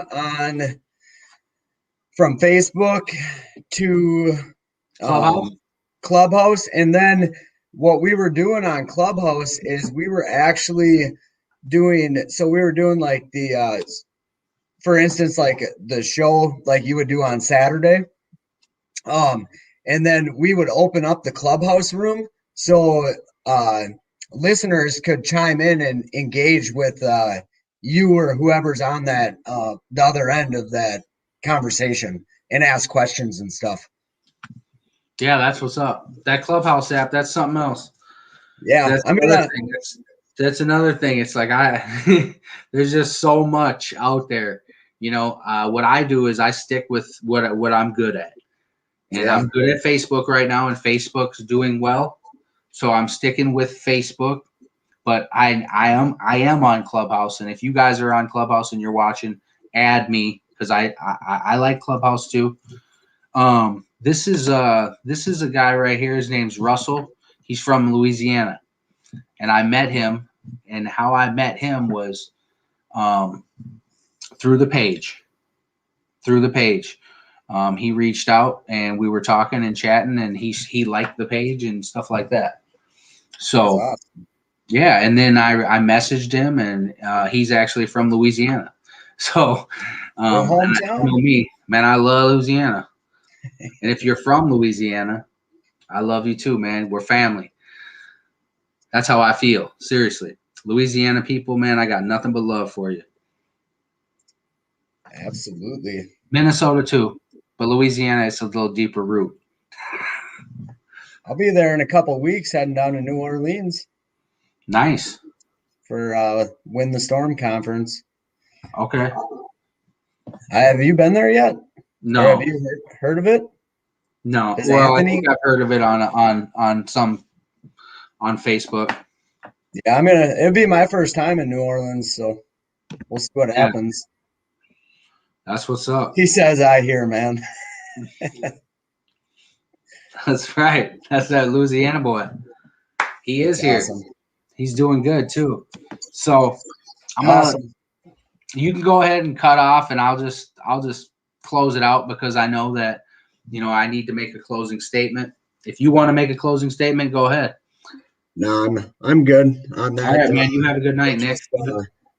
We'll link up for giving out some books and stuff, and then I'm sure Phil will air that out there and let you know when it's gonna go down. That's right. So, all right, man. I'll chat with you later. Have a good night. You too. Peace. All right, we'll see you Later. No viewers. Perfect. You guys, I appreciate you guys watching. You guys have a good night. It's late. Hopefully, you guys got something out of our hangout session tonight. Just something that we just did out of nowhere. I hope you guys enjoyed it and have a great night. Remember, hope to the hopeless 24/7.